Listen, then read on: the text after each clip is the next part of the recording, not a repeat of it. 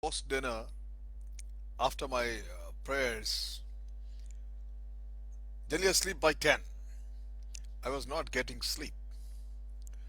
So I thought how the best I use the time, and that is my usual to pick up a book and read. And ultimately, after some time, I sleep. But yesterday, I read a book. My hand could lay on from a bookshelf, a booklet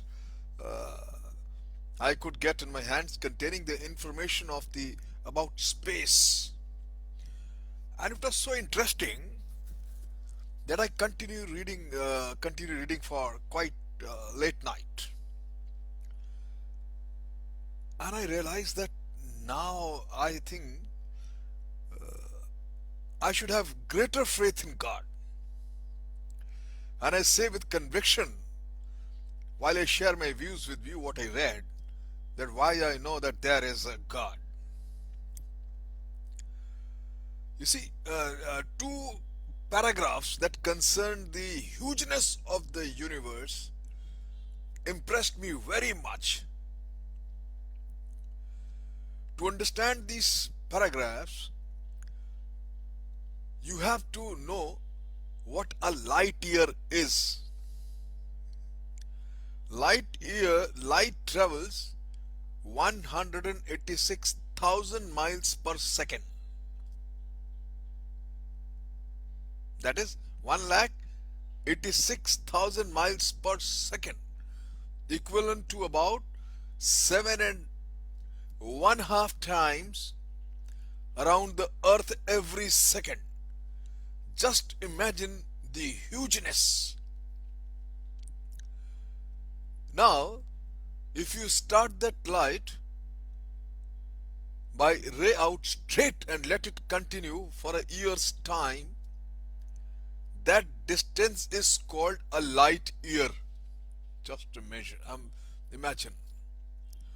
That means approximately 6 trillion miles. Oh, it is beyond anybody's human imagination, I suppose. Now let me quote now on the size of the universe.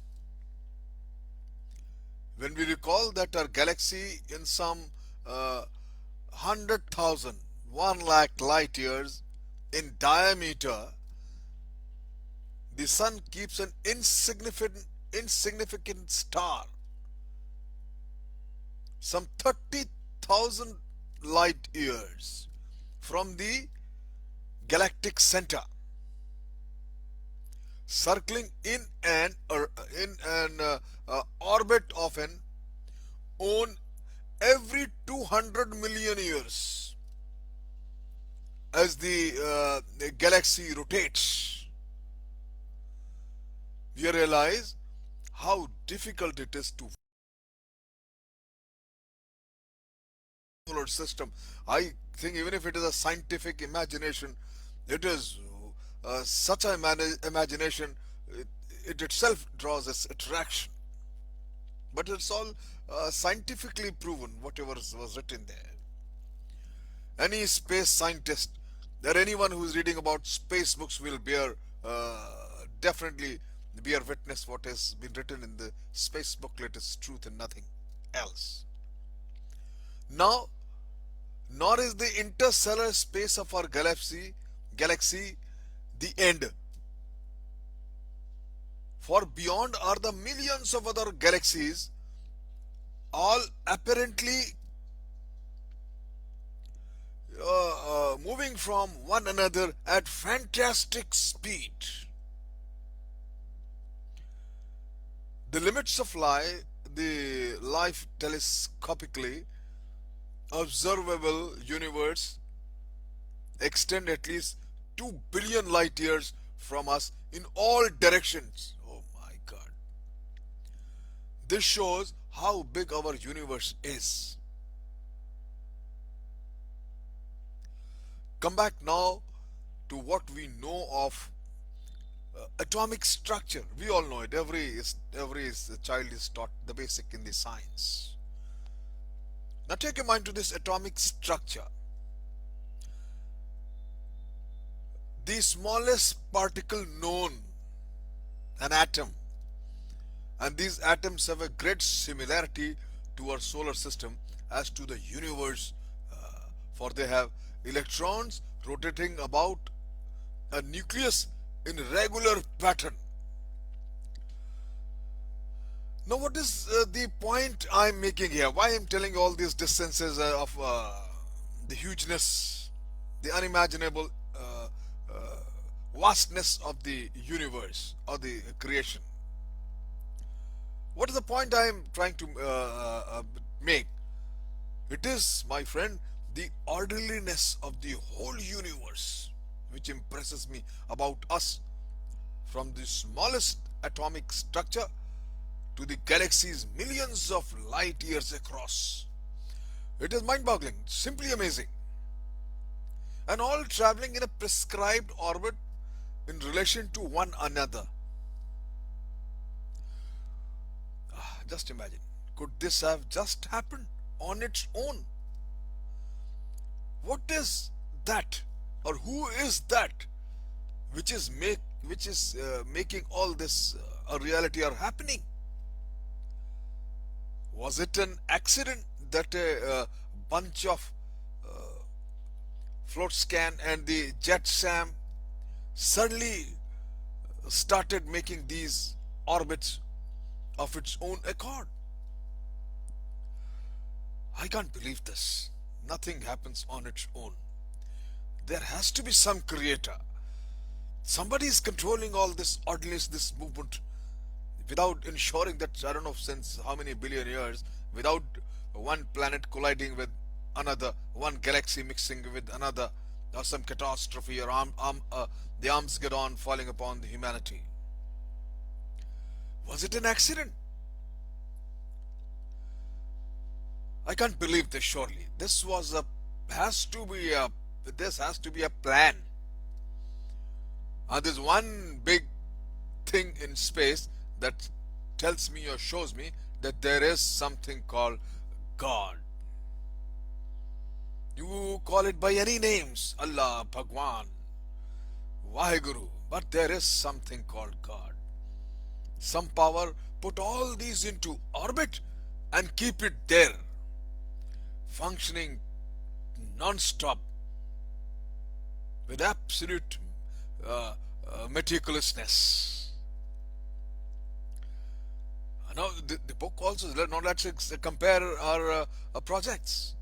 Mercury speeds with some of these things we have been talking about.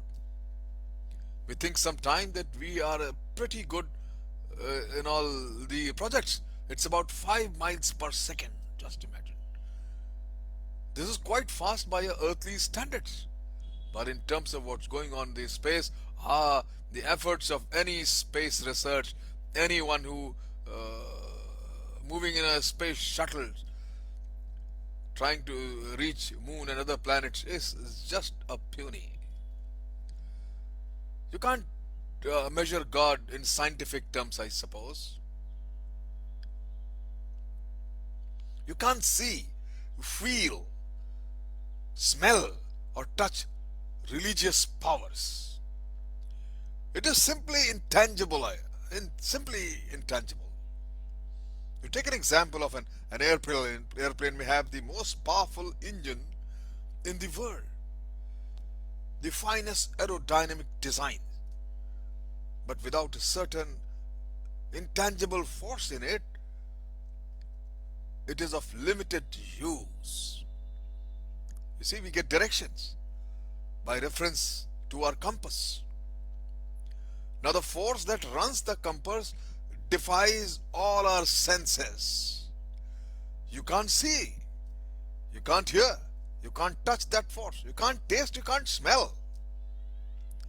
But we know it's there because we see the results. We can look at an instrument in the cockpit and we can see that our compass is pointing in a certain direction. We have faith in the force making that compass work. What is that force which makes that compass work and show us the direction and make us fly to the safe destination? All of us, who fly have staked our lives thousands of times on the fact that this compass will give us the proper reading. It won't fail us. I think the same is true of the any religious principles in our lives when it comes to concept of God or the existence of God.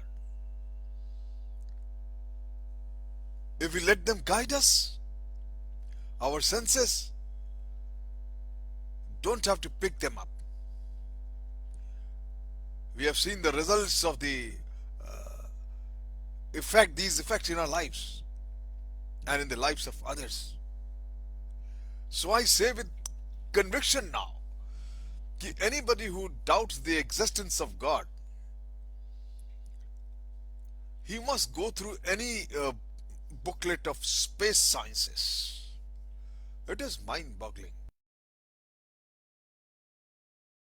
Science fiction movies, you wonder is this some children's game, but no, they have got very strong support and a reason behind such things.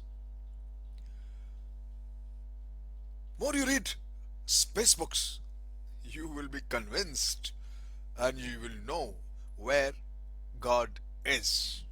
And I am totally convinced. Now I can talk about why I know that there is a God. Thank you very much.